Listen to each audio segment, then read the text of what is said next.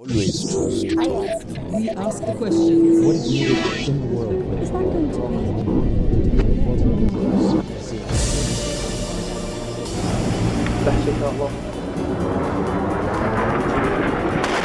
The game in Syria, if that's the right word, is changing rapidly.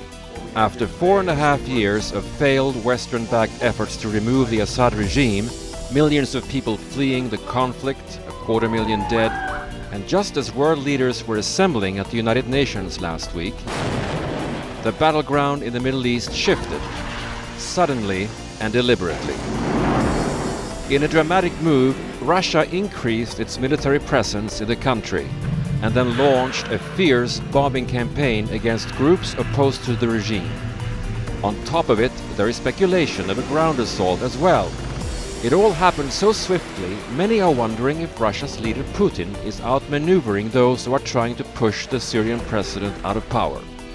When Russian warplanes then entered Turkey's airspace, which is bordering Syria, tension increased even more, especially as the American Secretary of Defense said he did not believe it was a simple Russian mistake.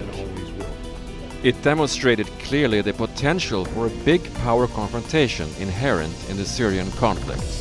So behind the scenes, intense work now underway to break some sort of political deal here. There's even talk of a transition that would allow Syria's President Assad to stay on just a little longer.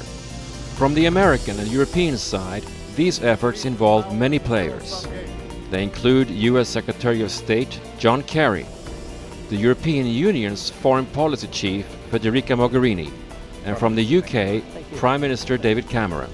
All of them sit down with us to discuss the war in Syria, here on Talk to Al Jazeera. Mr. Secretary, thank you for doing this, first of all. Thank you. Let me start you off with a very broad question on Syria. How important is Syria to US interests in the region, do you think? Well, resolving the conflict of Syria is very, very important because Syria is having a profoundly negative impact, number one, on the production of jihadists, on the creation and growth of Daesh and the danger it represents, on the impact on Jordan, on Iraq, on Lebanon, on Turkey, and now on Europe as a result of this massive flow of refugees. So it is really an international urgent priority to try to resolve the crisis of Syria. Now, we don't have a long-term direct interest in Syria the way the Russians appear to be asserting it, or the Iranians apparently, obviously, through the years have had. That's not us. That's not what we're looking at. We want a stable, unified, secular Syria where all minorities can be protected, where people can, pursue their lives without oppression and interference. And that's what we want. That is our goal in Syria. What the Russians want, we don't know for sure yet. But what the Russians have done is insert themselves directly into a civil strife and a sectarian strife. And I think that's very, very dangerous. We've been there to fight ISIL, Daesh. If they're there to fight Daesh, fine, no problem. But if they're there to prop up Assad, that will attract more terrorists, more foreign fighters, and that will be bad for Syria and for everyone. Well, let me pick up on that. I mean, you have obviously expressed concern about what the Russians have been doing in Syria in recent days. How much further do you actually go beyond concern? Do you feel that what the Russians are doing is a threat to the region or to US interests in the region? We think that if the Russians are there to support Assad, it's a threat to the region because it will attract more jihadis, more foreign fighters. It will wind up in greater violence and possibly in the destruction of the country. So that's a threat. Is Russia's presence automatically a threat? No, not if it chooses to be part of the fight against Daesh, but also part of a legitimate effort to have a transition and to bring about peace in Syria. That's what we want, peace in Syria. And we'd like to see proof from Russia and the Iranians that they're genuinely ready to move to the Geneva process which calls for a transition in Syria. Now, having said what you said now, if you wind back to 2011 when the issue started in Syria, do you feel that what the Russians are doing now is bringing you closer to a solution, or are they making a solution even more difficult to attain? We really don't know yet, and we're exploring. I've had conversations with the foreign minister of Russia. President Putin met with President Obama. We are trying to ascertain whether or not they're prepared to be a legitimate part of solving the problem politically. We hope they will. It would be better for everybody if they did. But if they're there to fight for Assad as part of a sectarian war and put themselves on the side of Iran, Hezbollah, Assad, Russia's going to have problems, the region is going to have problems, and unfortunately, I believe more extremists, foreign fighters, will be attracted there, and they'll fight Russians and Assad. Now, has the Russian action in recent days done anything to actually crystallize the US position on Assad? Because in the region, as you know, there are people wondering what exactly is the US position? I hope not, but if they are, let me be absolutely clear. There is no way for Assad to be part of the long-term future of Syria not because we say so, nothing to do with us, but because his own actions have made him unacceptable to the millions upon millions of Syrians who have been affected by his choices. When 12 million Syrians are wandering around displaced people, when people are being driven out of the country by his barrel bombs, his torture, his gassing, his army, when he has failed and he has never attacked Daesh. In fact, he's cut oil deals with Daesh. He's let their electricity continue to flow to Daesh-dominated communities. He literally has only attacked the opposition to him, his own people. And that's why our feeling is that even if we wanted to partner or something, we couldn't, because the war can't end. Assad has to make the decision to save his country. And the only way he can save his country is by saying, I will be part of the future, the effort to transition. I will help in the transition, but I will not continue to be the president, because it will not heal the nation. It cannot end the war. Well, you mentioned two interesting words there. You said long term and then you said transition. So he's not acceptable to you in the long term. Is he in the short term? He can work in the transition because that's what the Geneva Communique calls for. It calls for a transition by mutual consent. So both sides will have to agree on future process and leadership. That can't go on forever, obviously, because you can destroy Syria if you simply wait forever. But for a reasonable period of time, Assad could certainly, and it's important to have him be part of that, because there are people in minorities who will want to know that they will be safe. People will want to know there won't be revenge. You want to keep the government institutions intact. You want to make sure that whatever transition takes place is fair and reasonable, so it actually gets you the end result you want, which is a unified, secular Syria where all minorities are protected, where they can choose their own leaders for the future, and we bring people back from the refugee camps and the country comes back together. But on the other hand, there are Syrians, including some factions of the opposition, to whom any mention of Assad staying even another day is unacceptable. Well, I think everybody, most reasonable people, have accepted the idea. I mean, is it acceptable? No, nobody likes it. Of course nobody likes that. But you have to be realistic about how you have the transition actually take place. And you have to be realistic about people's fears and concerns on the ground, who don't know what would come in place of him, who have great fears for their own lives and safety and property and so forth. That needs reassurance also. So you need to do this in an orderly way. And the Saudis, the Turks, the Qataris, the Jordanians, the Egyptians, the Emiratis, we, the French, the Germans, the British, all the people who have been supportive of a legitimate political process believe it is entirely reasonable and fair that there be some period of transition. Now, obviously, there are Syrian rebels fighting against Bashar al-Assad and against ISIS who at least claim they have come under Russian attack in recent days. Correct. Is there any scenario whatsoever in which the U.S. would intervene militarily to protect those rebels? Well, the President is considering all the options that are available right now, and we have made it very, very clear to the Russians, do not attack the legitimate opposition. They have said they understand that. What we are looking for is not a military victory. We're looking for the political resolution that we always looked for in the context of Geneva. And so they don't have to fear that we're somehow building up a takeover military. What we're trying to do is have a legitimate transition now in order to save Syria and to have a unified, secular, whole Syria going forward. But if the Russians insist on fighting against them, there could be very serious consequences, the most serious of which would be that other nations supporting those people will have no choice but to double down, and Russia itself will become a target of those people.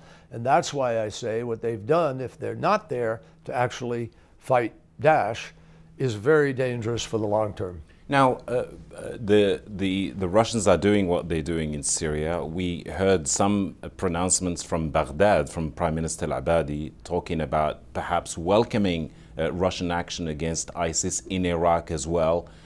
Has the Obama administration been hoodwinked by Putin in the Middle East, beginning with Syria? I don't think any way whatsoever, not remotely. He has consistently been open about his support for Assad. This is not new to us. And Russia has been on the ground in Syria for many years. Russia has people in the air defense systems who have been on the ground.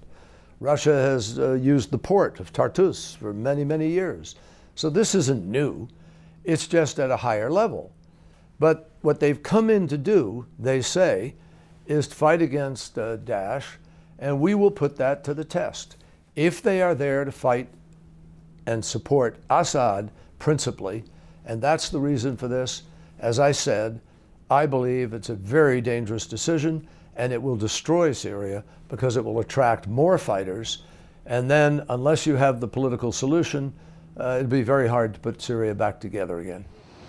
One of the countries working with the Americans to remove the Assad regime is the United Kingdom.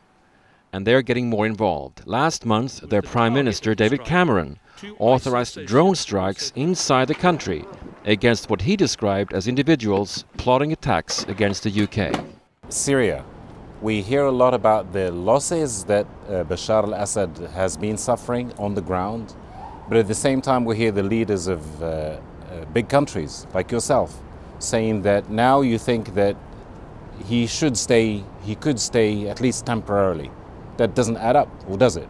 Well, I don't think that's what should happen. What should happen is there needs to be a transition in Syria from the Assad government to a government that can represent all of the people of Syria. Assad has butchered so many of his own people. He's caused so many millions to flee.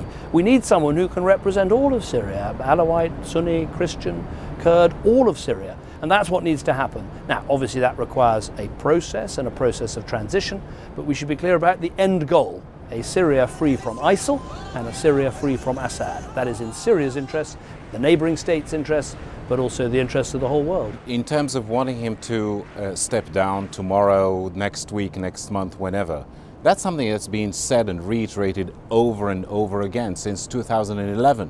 What makes it different this time? Well, I think what makes it different is this conflict has gone on for so long that so many people have suffered. And I think now people can see how intractable it is. And so I think it needs a new diplomatic push, because it cannot be in the interests of anyone to prolong this conflict. It's not in the interests of Syria, frankly, it's not in the interests of those who have backed Assad, such as Iran and Russia. It's not in their interests either. So the need for a diplomatic push for a peace process is clear. And now, can you just reiterate what should happen? Because we've been hearing that countries such as Great Britain are now saying well, he should stay at least until ISIS is defeated. Is that? No, what we're saying is we want a Syria without either ISIL or Assad. Both of them have been butchering ordinary Syrians. And so I don't think it makes sense to say you have to have one before the other. What needs to happen is both need to go. Now, in terms of ISIL, there is a military campaign that the Americans and other Arab states are taking part in, which is having an effect on ISIL in Syria, and Britain supports that. But allied to that, we now need a transition in terms of the political leadership in Syria. The two go together. And now, as far as you're concerned, Prime Minister David Cameron, as far as you're concerned, in terms of the time frame that you see for at least pushing back the threat of ISIL, as many people call it, what sort of time frame are you looking at? And therefore, what sort of time frame are you looking at for Assad to step down? I think this battle is going to take, in terms of ISIL, whether in Iraq or Syria, it's going to take some time. I wouldn't put a time frame on it. All I know is that we have to be clear that this sort of fake state, cannot be allowed to continue. It is causing terror, it is causing mayhem, not just in Iraq and Syria, but also in other parts of the world. And so we have to recognize why it's there. And one of the reasons it's there is we need in Iraq a government led by Abadi that can govern on behalf of everybody, and we need in Syria a government that can govern on behalf of all, not just Alawite, but Alawite, Sunni, Kurd, Christian. That's what's required. Now, as you're well aware, there are people who say that he's basically achieved a Pyrrhic victory. He's survived, but his country has been destroyed and his people have been destroyed. But at the end of the day, in his mind, he has survived all the calls since 2011 for him to step down. And now we hear many governments are saying he can stay at least temporarily. Well, my view is that he can't be part of Syria's future. Obviously, that requires, as well as the military campaign against ISIL, it requires a sustained diplomatic push in terms of reconstruction and transition in Syria.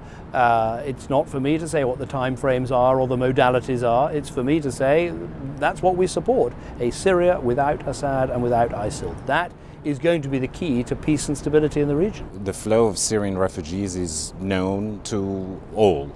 Has Assad pushed countries such as Great Britain, the French, the Europeans, the Americans in the sense that now you have to deal with this issue of the flow of refugees?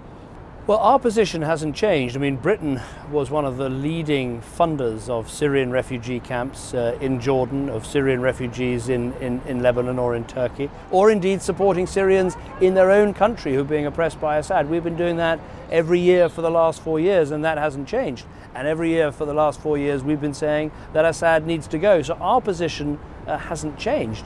Clearly, the refugee crisis has got worse because so many people have been pushed out of their homes, principally by Assad, but also by ISIL. So the pressure has got worse. But in terms of Britain's view, I would say we've been thoroughly consistent. We've invested money to look after those refugees. Over £1 billion, $1.6 billion spent by Britain.